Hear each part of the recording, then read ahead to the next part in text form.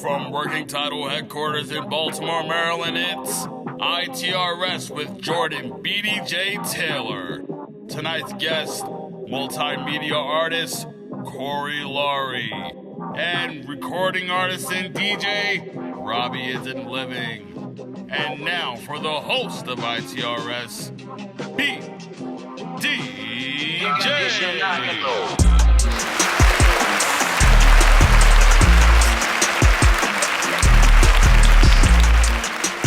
What's up, y'all? It is I, BDJ, aka BD from the county, aka the voice of the county, aka I see the game like Romo, aka I see the game like Lamar, aka I host that shit like Score Swayze. And you can see that this week, episode 6, we are a good change of scenery. I am live from La Playa. Say it with me. La Playa. Beach. But look. We got a very special show coming to y'all.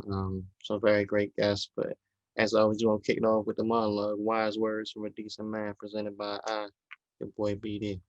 I know that we probably got caught up in writing our New Year's resolutions. We're gonna do this, we're gonna do that, new year, new me, blah blah blah. Let's talk about it. You know what I mean? Because I know in my 25 years, I set 25 years worth of resolution. And I can't tell you how many of them have fallen short.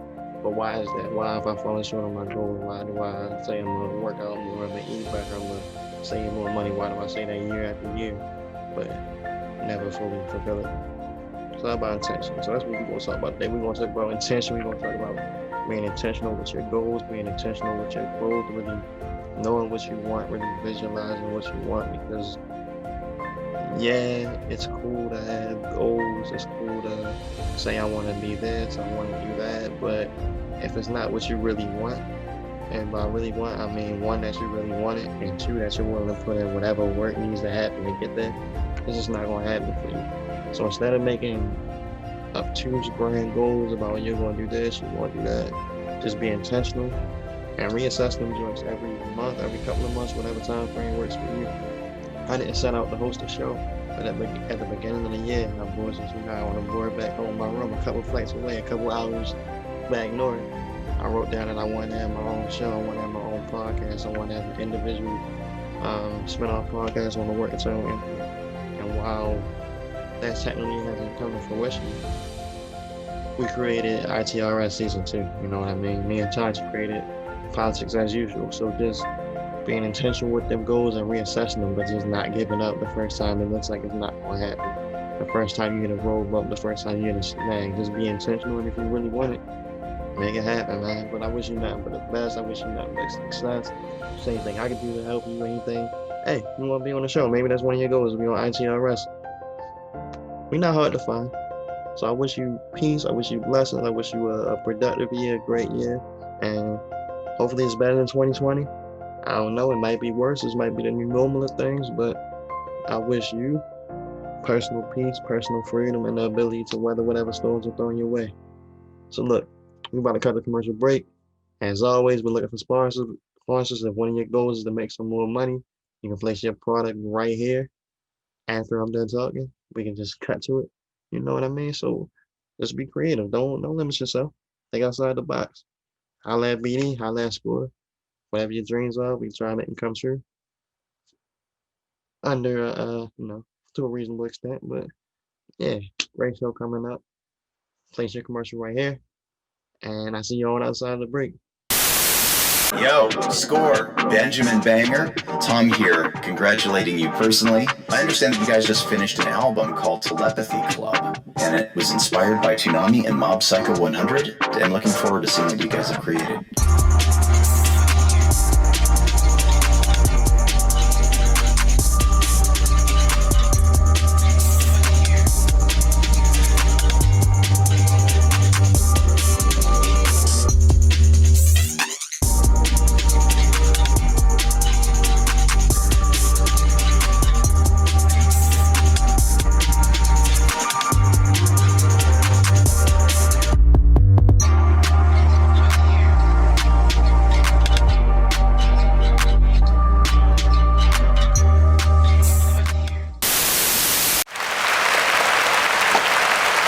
we're back. Our first guest this evening is gonna be a guy that I've become a fan of over the past year, man. We've had a lot of positive interactions on social media. He's always showing love, always showing support, and he's done a lot to set himself apart from artists in the city and doing it in his own unique way. So, and it's with a wonderful, a warm, and inviting, a beautiful welcome. And I want to welcome my guy Corey Laury. Hey, what's going on, man? How you feeling? Yeah, I'm good, bro. Life is good. It's 2021 by the time we're doing this. So, Already, man, no doubt, yo. how you So I feeling? appreciate it. I'm cool, man. Just here, waiting for my girl to come out so she can finish getting her hair done and whatnot, man. So I've been sitting in the same spot for like 2 hours, yo. So I'm God just damn. yeah, I would have had to download the Uber Eats or something. I had to find a way to make yeah, something quick. yeah, do something, yo. Luckily, I had my phone fully charged and whatnot, man. So, I just was over here just watching some Hulu and whatnot, just passing the time. Oh shit, bro. We appreciate you taking the time to out your day, out your Hulu viewing experience to come chat with us on ITRS, bro. Yeah, so we had a little bit of technical difficulty. That's the good part about 2020. Yeah, no doubt. Y'all, I already know how Zoom can be, man. I be on here. I be teaching my kids and stuff on here because I teach music on the side too. So all this virtual stuff, doing all this stuff on Zoom, I already know it, yo. What has that adjustment been like for you? Because I feel like music is one of those things that you teach very, like, I feel like for me, it's very tactile. It's one of the things where it's like, I Yeah. gotta feel it. I gotta feel the energy. I gotta feel if I'm doing an instrument. I gotta feel the instrument. I gotta see it. So how was that? And shout out to my guy Reggie. You got the 12 rounds hoodie on. Okay, already. A family of fighters. How you adjust the t-shirt in this Zoom environment, especially I music? mean, it's crazy. Like we all got used to it pretty quickly. Like at first, it was just a matter, just a matter of learning how to use Zoom because I ain't never even heard of Zoom before all this stuff kicked off for real. So I was like, yo, how you do this? And they talking about being the host of meetings and all this stuff and sending out links. So I was like, this all sound like some extra work, but we just got used to it, because back in March when like the height of all this stuff was going on, I was in actually like in the middle of the class teaching, and then they just came in and said, "Yeah, we got to leave the building because they shut Damn. down, facility." Because I work at the UA house under Yeah, Living oh, yeah. Classroom. Yeah, yep. So we had to dip out of there and just immediately jump straight into the virtual sessions and stuff because we had to finish them out. I wanted to at least because I ain't want to just leave my kids cold turkey, in the middle of us getting to know each other and learning new things and stuff. And I don't want them to lose what I'm teaching them. No, I'm happy that you was able to make that adjustment, bro. Yeah, no Before doubt. we're gonna get into like the heart of the music conversation too, but I feel like this is really an interesting subject. Like, Mhm. how have you been able to like kind of build or maintain those relationships with your students in this time? Because I know like one of the things I do outside of hosting ITRS, hosting Working T-Pod, all that, I do groups for high school students like once a week where we just Right. talk about different things like mentoring, male empowerment, things like that. But it's really hard to kind of build that connection over the screen, especially if it's like somebody that's never met me before. You know what I mean? So, Yeah. how Yeah. have you been able to navigate that? So yeah, I definitely ran into that same problem, man. Like every time I get a new group of kids, it's usually like most of them I don't really know them for real. So it's like, and we in a different time, so it's like I can't really connect with them like I would usually would if we was in person. But I just simply do my best, man. Like I just let them know. I just I acknowledge their stress as well, because kids got emotions too. You feel me? So Yeah. I just let them know, like, look, I completely understand that this is an adjustment for you as much as it is for me, and I just let them know I'm here for them. You feel me? I just let them know, like, look, if you get tired or something like that, just let me know. We'll talk about it, because it's hard sitting in front of a screen all day, man. But I feel them. So that's the key thing, man. I just let them know that I let the kids know that I am. You feel me? And I just talk to them and I let them know, like, even beyond me being your music teacher, that I want to be there for you personally if you feel like you need to talk to me about anything.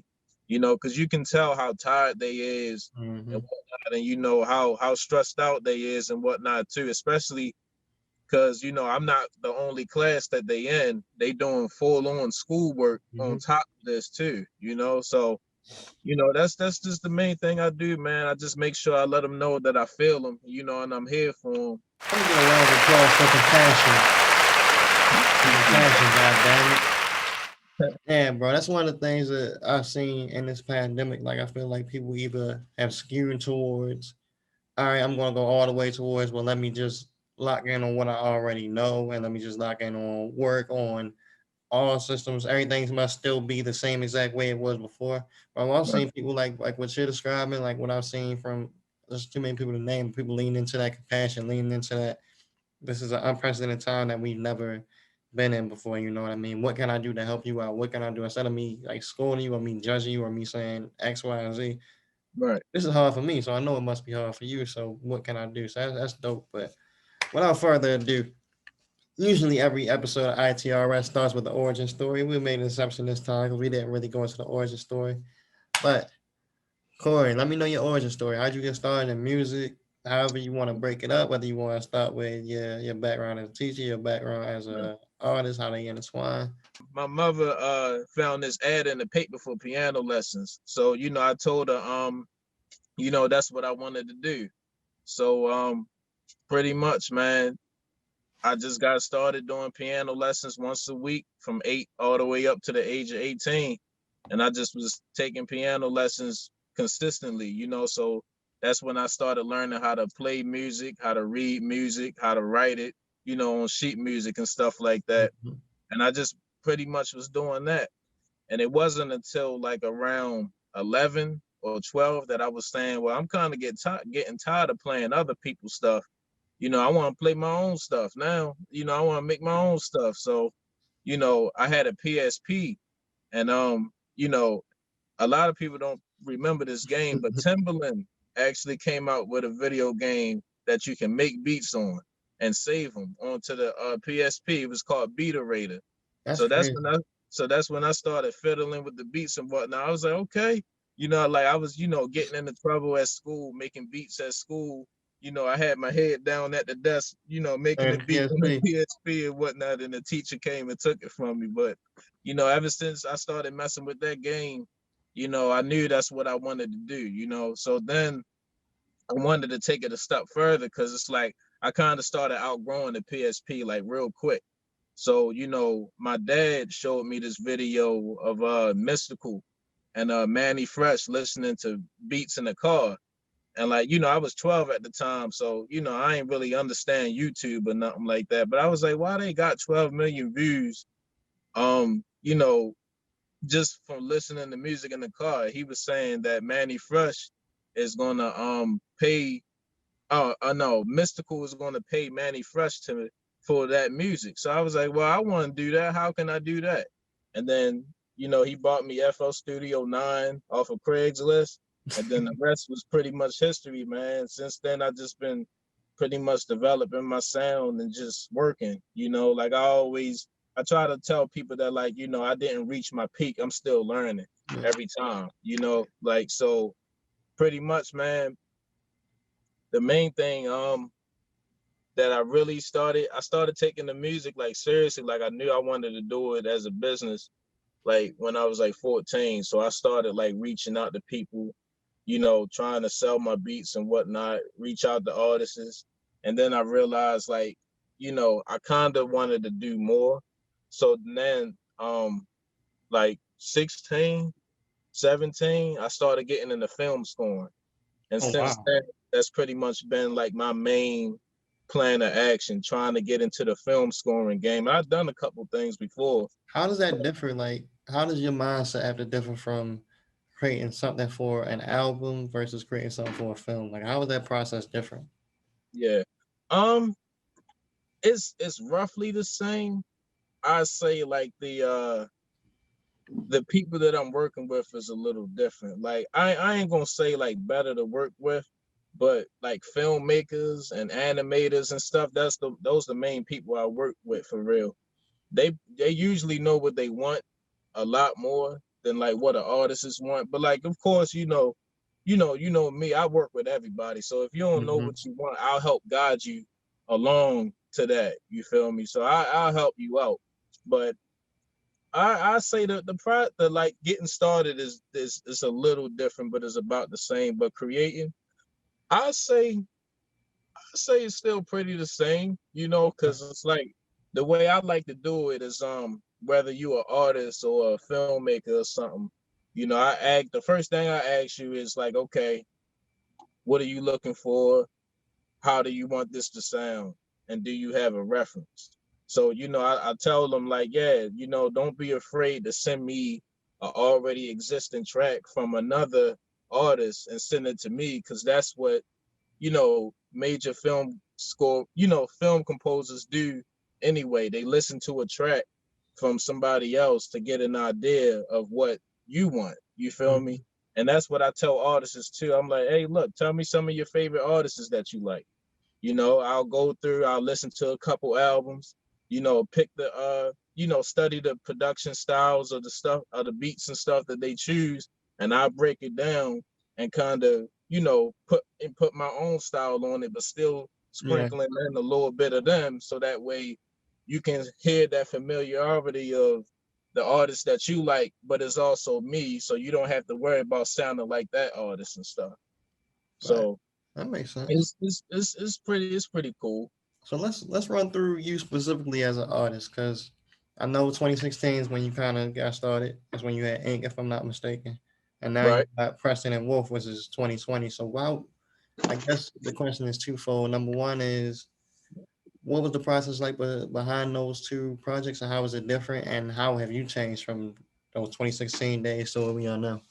Yeah. Okay. So 2016, obviously, I was younger, so it's like, but like I was motivated. You feel me? Like when I back in 2016, like I was pumping out beats like consistently. Now, I kind of like take my time a lot more, which is You kind of got I better at gotta your love. craft. Yeah, You I gotta understand your love. craft more. I got a love hate thing with that, man. But yeah, but pretty much like 2016, that was the time period of me being at my most consistent. I was having fun with it. You feel me? So when Ink came out, man, I was just I was just happy to finally be putting out stuff, So, and that was really when like I knew that I was kind of getting in a film storm, because that whole tape, I don't know if you're familiar with the video game Okami.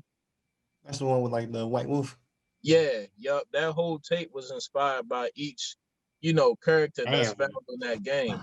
So that's what I had dope. to do, yeah. So what I do was, so like the process behind that album and stuff, I was I was playing the game while I was making the beat, like literally, like I was like I would play the game while I'm trying to make the beat and whatnot, so I can stop and pause it and then kind of get a better idea of what I'm trying to do.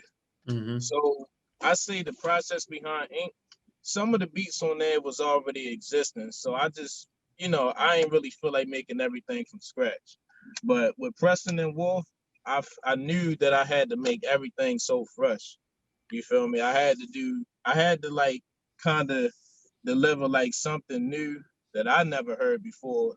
So Yeah. that way everybody else can feel that, oh, this is something brand new and totally different for Corey.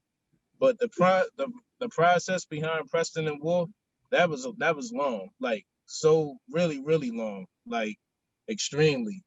So pretty much the whole process behind that was I went to therapy for the first time ever, a couple years ago, back in what, 2017?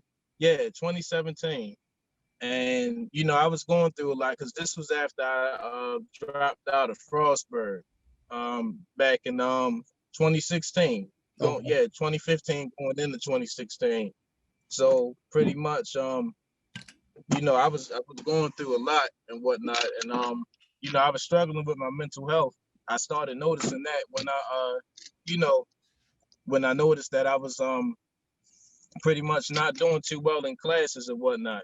And especially, it was a lot for me because, sorry about that, yo. I'm just Fine, bro.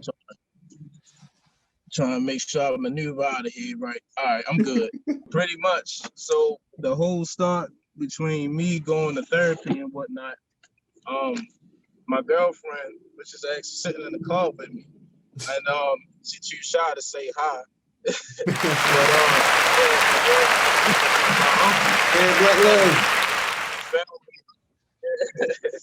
he found a therapist for me that he already knew. That's dope. So pretty much the therapist, his name Dr. Rashid. He said, yeah, come on in for a free session, if you really need help. And I got you. So I went down to the therapy spot, which is on the intersection Preston and Wolf. So that's where the name of the album came from, because that's where the building was at. So we get in there, we talking. It was only for an hour, but since then I just had like so much insight on my life and whatnot, and realized that I was pretty much dealing with depression and whatnot all my life. Yeah. And not only did I get a whole bunch of insight on myself, but I've realized a lot about other people that I know too. I'm like, dang, y'all kind of dealing with this too, but y'all don't realize it yet like I do. Mm-hmm. So, since then I've just been I've been clearer. Like I still was going through stuff mentally, but I had a better way to deal with it. Damn, bro. So, I hate to cut into your talk, and we have you back on because we can rap on this for like a whole another hour. So I definitely want to have you on to talk about the mental health piece. I also want to big up the mental health care package you did for the Preston and Wolf. That shit is hard. If y'all haven't already, make sure y'all go check that out. Yeah. I actually got one for you too, yo. Word. Because it's like the fact that you just hit me up and was like, yeah, I want to interview, because I've been wanting to do this for a while, but I wasn't sure how to approach it or whatnot. But yeah, I definitely had to package one up for you, man. So it's like, I don't know how you want to do it. If you want me to ship it off to you or drop it off to you, just let me know and I get it to you, man. I just wanted to show my appreciation to you. Hey, appreciate you, bro, because you don't gotta do none of that shit. I'm always like humble and just honored by shit like that. But this is a dope conversation. I hate that we gotta wrap it up because, like I said, we could probably do another hour. Maybe me and you can talk offline. Maybe we could set up some kind of like album type joint related to your rollout where we sit down and we really get into that mental health topic, because it's not nothing that's going anywhere. And I think it's something, honestly, in the middle of the pandemic, in the middle of the holiday season, in the middle of the winter, like all this different shit going on, it's only going to become even more relevant. So it's just dope to see you at the forefront, like talking about that, being honest about it. Like I was fucked up basically, more or less. So yeah, bro, we definitely going to wrap. But to close out, what do you have coming? By the time this comes out, it'll be 2021. So what can we expect from you in 2021? I'm so this, so Preston and Wolf was my first album. So pretty much, man, I can only put it simply, just expect another one. I don't know how it's gonna sound. I ain't never rapped before, but just expect some more music from me. Expect some music from me working with other artists and whatnot too, because I'm trying to network even more, man. That's what's up, bro. All right, I'll one last question. This is the last question for real though. All right. Yeah, students be listening to your music.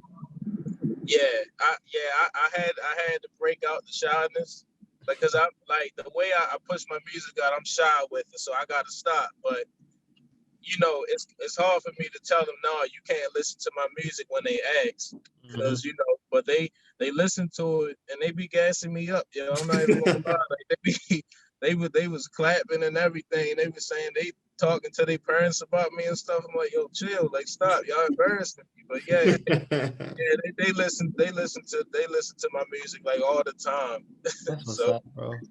Salute. You're doing a lot of good shit for a lot of people, bro. I just hope you know that for real. Hey man, I appreciate that, man. That means a lot. Somebody on the outside looking in, telling me that I'm pretty much doing this right. Because when I'm doing everything by myself, you never really know how you doing, until somebody else tell you. So I appreciate that, man. Alrighty, bro. Appreciate you. Let the people know where they can find you, where to follow you at, all that good shit. All your plug. Okay. All right, cool. So, I'm on Instagram and Twitter. It's by Corey Laury, BYCOREYLAURY. And you can find my music on all the platforms under Corey Laury, first name and last name. But yeah, on the other end of the break, we have Robbie isn't living. I want to thank Corey Laury. Want to make sure y'all go out, cop that Preston and Wolf, check that out, check out that mental health care package, and make sure y'all taking care of yourselves. We got a cool commercial coming. It might be a product that you know, it might not. I don't know if it's not. If it's one of your mans, if it's somebody that niggas feel like should be in this program in this commercial spot, please hit up Score Swayze so we can get you in that promotion, that promo slot. But see you on the other end of the break.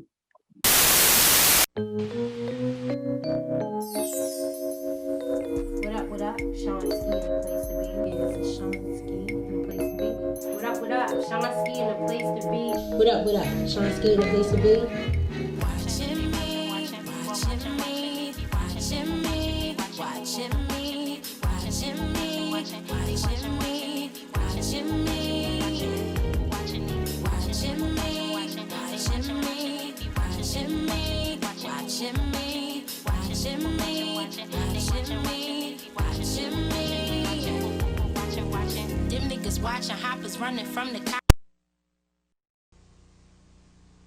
ITRS is brought to you by Swayze TV. It's just fucking television. And Working Title Podcast. Catch all new episodes 11 a.m. every Monday morning. Back to the show.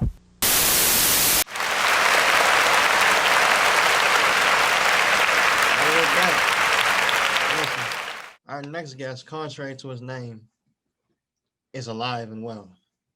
We got coming to the motherfucking ITRS stage. The good brother Robbie isn't dead.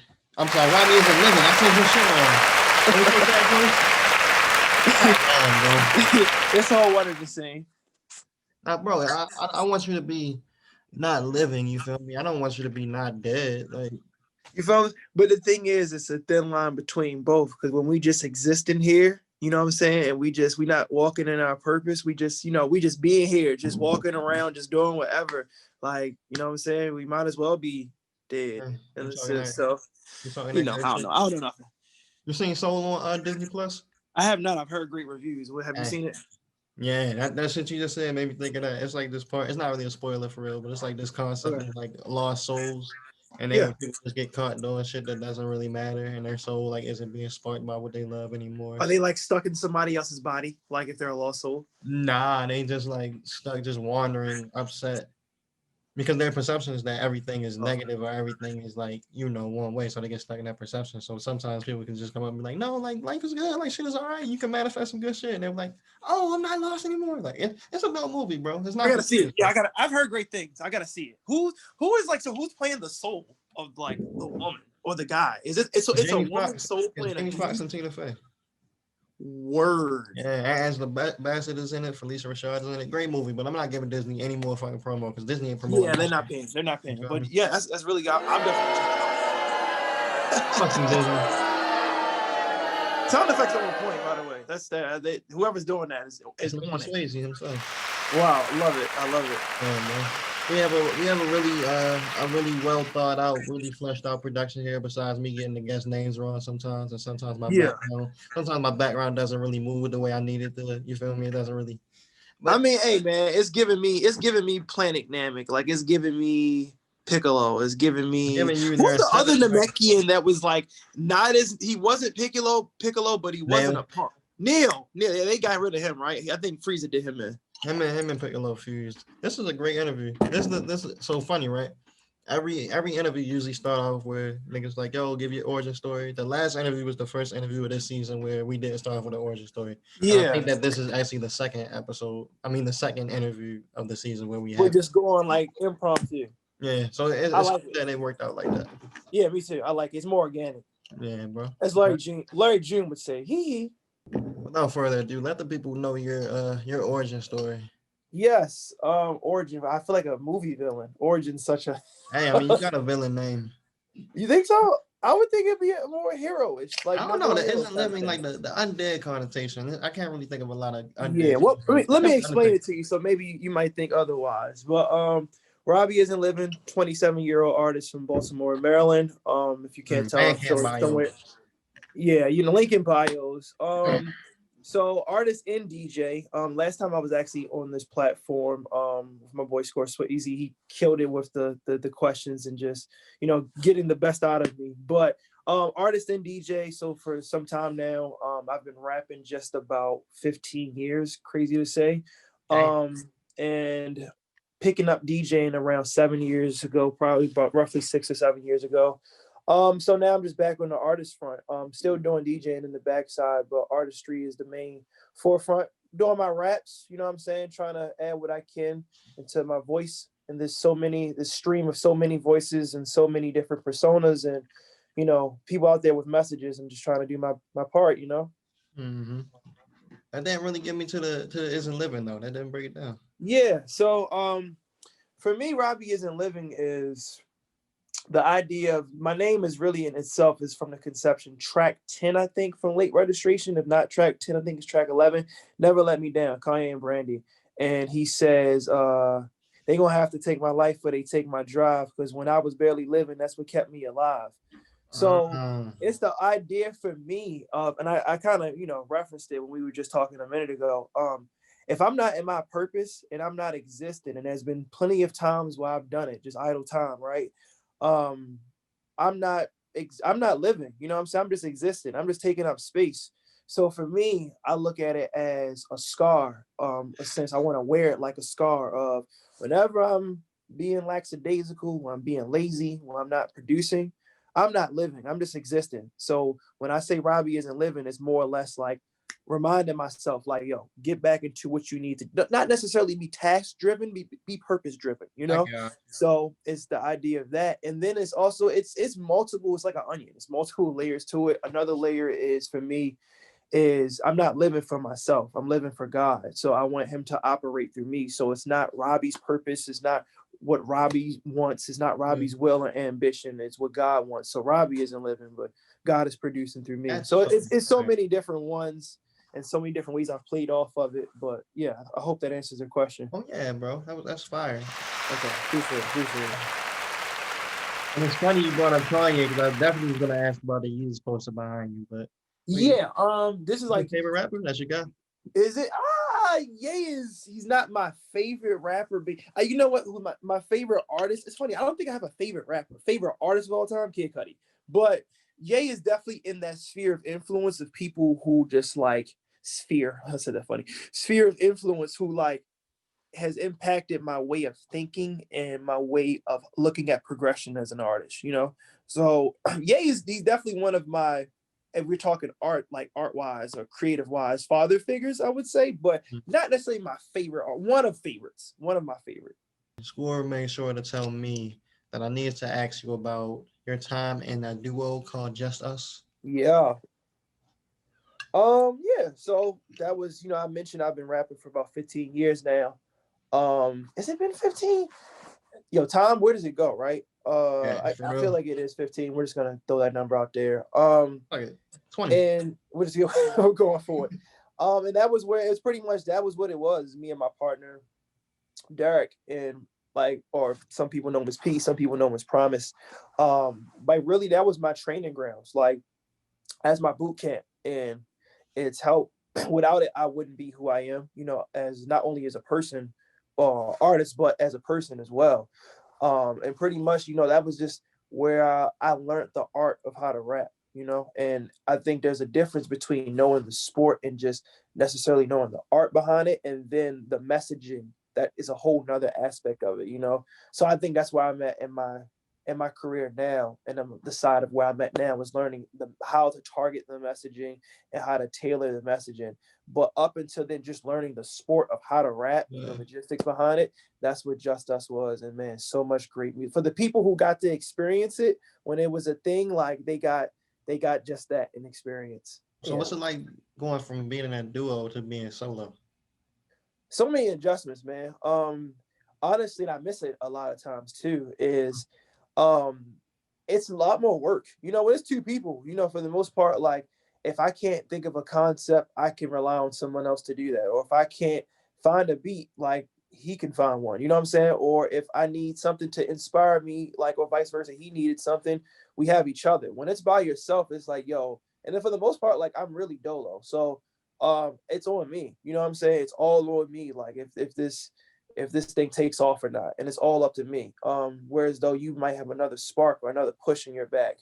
And that's what that reliance on, you referenced me putting it in my music. That's where a lot of reference to God and Christ comes in, is because, like, I need, a spirit. I need something else to push me, because I just can't do it on my own a lot of times. But yeah, being in a group, you had that luxury of just, it's really it's co-op, you know what I'm saying? Yeah. Like, it's a lot easier to play Resident Evil or co-op versus just, it's you dolo by yourself. That's what makes, going on a bit of a tangent, like, Resident Evil 5 is probably the least scariest Resident Evil, because it's like, we're not in the closed confined space. We're out in the middle of wherever in Africa, and it's me and this chick, versus like Resident Evil 1, where I'm or Resident Evil 3, where there's a looming like tyrant out to get me, so many creatures of the night, and it's just me by myself, So yeah, it's the same thing with music. It's like taking on the business and the industry, and there's so many different things. So much easier when you have another person with you. So yeah. I know I checked out Yes, sir. Giant, and I checked out For Life, and I noticed a lot of Dragon Ball Z references, which is kind That's of what crazy. I was gonna ask, was like the backdrop, like for me. I'm about to say I'm honored if that was the case. Hey, I can't reveal too much of the sauce. Maybe it is, maybe it isn't. You know what I mean? Sometimes All it's work good. out like that. Yeah, all good. But yeah, man, how do you feel right now as a solo artist? Do you feel like you still have a lot of room to grow? Do you feel like you learned a lot? Do you feel Yes. like when you gauge yourself at? So again, I keep throwing this 15 years out, but that being said, those 15 years I was essentially so we'll say, all right, started rapping 2006. The only reason I know that for a straight increment or a marker is because in my mind, Pharrell, huge influence on why I started rapping. So yeah, 2006, what is that? Is that 14 years ago? Yeah. So it's 14. Okay, 14 years ago. So of those, I would say the last 4 years since 2016 has been solo. So, and essentially not even really, because my last project with Just Us was 2017. So yeah, really, my first solo project was 2016. So we'll say the last 4 years, but really being strictly solo was 3 years. So you figure of all of those 14 years, 11 of that has been in a group, and then 3 of it has been by myself. So it's like, it's a new thing. So for me, I feel like I'm just, me and my homeboy Shannon talk about this all the time, is leaving Just Us. I wouldn't necessarily say I left. It was like, it's always because we're still the closest of friends. And that's still my partner for life, my brother for life, but just going separate, I guess, or going another path. It was almost like, if you know anything about sports industry, like bodily industry injuries, is like tearing your ACL. So it's like, you got to learn, once you tear your ACL, you kind of really got to learn how to walk again. You got to like let that thing heal. You got to learn how to get back out there, not only like actually walk and run, but like how to get back out there and do whatever sports you were doing. Like for me, it was basketball. So doing cuts, doing a lot of sudden jerking and movement. Like, so it's a whole new thing. So that's what it was for me. Is like, when I had to go separate, it was like, all right, let's say my brain, essentially, that's where all these raps are coming from, right? And all this talented hoo-ha. Is like an ACL ACL, I can't say injury for whatever reason. Maybe it's like a sign I need to rhyme industry or injury and industry and injury. I don't know. But it's like a ACL injury to the brain. And like, essentially I had to learn how to rap again. Like I had to learn how to create again, how to make songs, how to do all those things again. So up until this point, and my homeboy actually said the same when I referenced, Shannon just said it last night. He was like, yo, it's like your projects, your songs, everything you've had up until this point with all of these releases, it's like each one gets better and better, or you feel you sound more confident in each one, So it's essentially, that's what it would be if you tore your ACL. Back to that, like each game after, when you first come back from the injury, isn't an increase, or it's a progression because you feel more comfortable, You build up. Yeah, I hope that answers the question. Oh yeah, you good, bro. Say, let me ask you this: it's 2021 when this interview drops. What's next? What do you have planned for this year? 2021. Yeah. So we're in the process right now. We're in the Middleman saga right now. So that means the project Exit in the Middle. The people have heard the first 2 singles essentially, and probably the last of the singles from the actual project, Exit in the Middle. So projects coming, Lord willing. Oh man, Exit in the Middle. Exit in the Middle is for me leaving lukewarmness. It's leaving a place of stagnancy. I don't know if that's the word for being stagnant. Stagnation. There we go. Yeah, I want to spell it being in 5th grade. Can he drop the round of applause for that? That's thank you. Probably somebody fucking appreciates that. That means that happens. We need to big up all of our black kings whenever anything is happening to that effect. So yeah, salute that. Big dog salute. But if I drop another one, I need another one. Like we need a horn. Can I get a front flex ball drop? A B C D E F G. You niggas out here ain't spelling with me. Yeah, Don DeMarco. Y'all need that. Yeah, Actually, don't do that because y'all might get sued. So I don't want y'all to. But yeah, it's leaving lukewarmness. Is leaving stagnation. And just moving towards that other side and exiting to the next level or next step. So for me, Exit in the Middle has been my rap career. I hope overall my career as an artist, but my rap career is just again, going separate from just us and walking into who Robbie is and living is and what the mission is and what the core value is. I sound like I'm doing a business model right now, but I mean, at the end of the day, that's all it says is the music business. But I would just in a point of just being stagnant, and I need to exit from being in that middle ground and declaring what it is I want to represent, what it is I want to do. So it's just is referencing, or is really, I guess, symbolizing. That's the word I'm looking for. Symbolizing moving to that next stage and that next step. So I'm exiting the middle and moving on to the next thing. Right, let's close out on this, because throughout this whole interview, I just got the sense of you as someone that is in touch with your spirituality. Yeah. Thinking clearly, like really clear, really focused, really like, walking in your path, walking in your purpose. So yes, sir. Let me ask you this. What is some advice you have for somebody that's trying to find that same sense of purpose or that same sense of clarity? Yeah, it's just asking for wisdom in that path moving forward, and direction, and at least for me, this is what I do almost, or at least attempt to do. I may not always do it, I may fall short, but attempt to console with God about every single thing I do moving forward, every single step, opportunity I take, song I write, lyric I use. And sometimes, again, like I said, that may definitely slow up the process. But every time it provides success, at least for me, it does. So yeah, I guess that's the advice I would have. I hope I answered that question the best way I could. Great question again. You answered it the best way you could, bro. If you answered it, then you answered it the best way you could. You feel me? I love that. Man. I think that it's a certain divinity though in asking questions. It's a certain divinity in admitting you don't know shit. You feel me? Because that's when you listen. Shameless plug. Wise man know nothing. Like wise man knows that he knows nothing.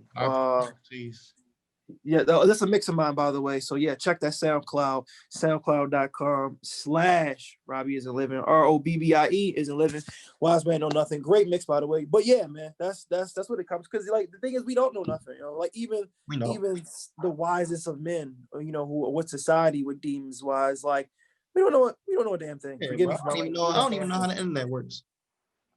Really? Yeah, I don't understand how I hit a button on here and now I can see you. That doesn't make sense to me. It's basically magic, honestly. Never thought of that. I don't know. I don't know why I flip a light switch and then this light's on. Maybe I'm just Suddenly I just heard the X-Files theme song just hit me like pow. Hey, you watched the show.